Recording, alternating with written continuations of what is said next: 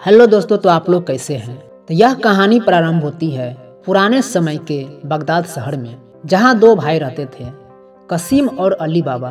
कसीम अमीर था जबकि अली बाबा गरीब था। अली बाबा अपने परिवार का भरण पोषण करने के लिए लकड़ियां काटता था। एक दिन जब वह जंगल में लकड़ियां काट रहा था तो उसने एक गिरोही की आवाज़ें सुनी। वह पेड़ के पीछे छिप गया और देखने लगा कि क्या हो रहा है। गिरोही के हिस्सेदार घोड़े पर सवार होकर आए और उन्होंने एक बड़ी चट्टान के पास रुककर कहा कि खुल जा सिमसिम। चट्टान अलग हो गई और एक गुफा प्रकट हुई। सारे चोर गुफा के अंदर चले गए। जब वह वापस लौटे तो उनके हाथ सोने और रत्नों से भरे हुए थे। चोरों के चले जाने के बाद अली बाबा ने भी वही वाक्यांश दोहराया कि खुल जा सिमसिम, और अली बाबा ने भी उस गुफे में चला गया। वहाँ उसने अनगिनत खजाने देखे।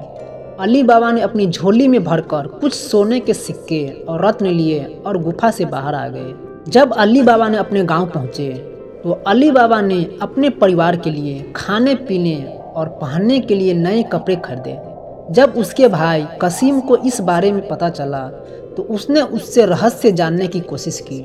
आखिरकार अली बाबा ने उसे सब कुछ बता दिया।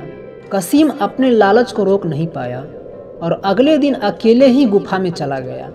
उसने खुल जा सिमसिम कहकर गुफा को खोला और अंदर चला गया। उसने बड़ी मात्रा में खजाना इकट्ठा किया, लेकिन जब वह बाहर निकलने का समय आया तो वह वाक्यांश भूल गया। वह गुफा में ही फंस गया। चोरों ने जब गुफा के अंदर कसीम को देखा तो उन्होंने उसे मार दिया।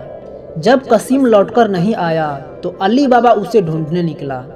उसने गुफा में जाकर अपने भाई का शव पाया और उसे बाहर निकालकर बगदाद ले आया। कसीम की मौत से अली बाबा ने सबक सीखा कि लालच का नतीजा हमेशा बुरा होता है। अली बाबा अब खजाने का मालिक बन चुका था, लेकिन उसने बुद्धिमानी से उसे छुपा कर रखा। उसने उस खजाने का इस्तेमाल अपने और अपने परिवार के अच्छे भविष्य के लिए किया। लेकिन अली बाबा की किस्मत में कुछ और ही कठिनाइयाँ लिखी थी। चोरों का सरदार और उसके साथी अब अली बाबा से व्यापारी बनकर बदला लेना चाहते थे।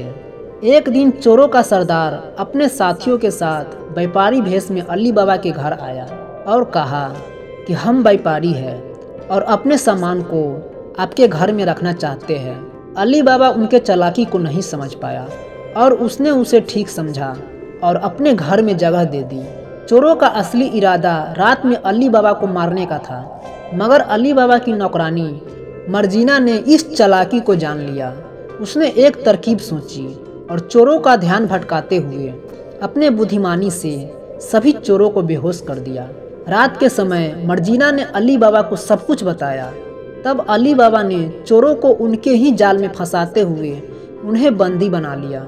चोरों का सरदार भी पकड़ा गया और अली बाबा ने उसके साथ मर्जीना की शादी कर दी, जिसने उसके परिवार को बचाने में महत्वपूर्ण भूमिका निभाई थी। इस प्रकार अली बाबा अपने परिवार के साथ सुखपूर्वक रहने लगा।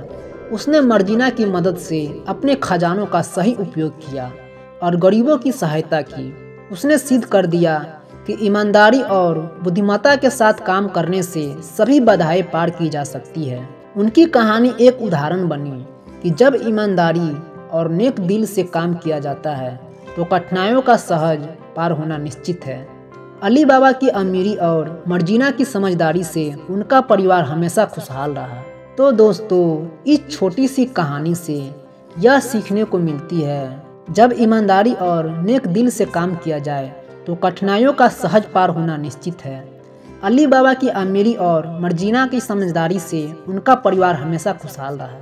तो आप लोगों को ये कहानी कैसी लगी तो आप लोग कमेंट में ज़रूर बताइएगा, और कहानी अच्छी लगी तो एक लाइक ज़रूर कीजिएगा, और नए हो तो चैनल को सब्सक्राइब ज़रूर कीजिएगा। तो फिर मिलते हैं एक नेक्स्ट स्टोरी के साथ। तब तक के लिए आप सभी को हमारा स्टोरी सुनने के लिए आप सभी को दिल से बहुत बहुत धन्यवाद।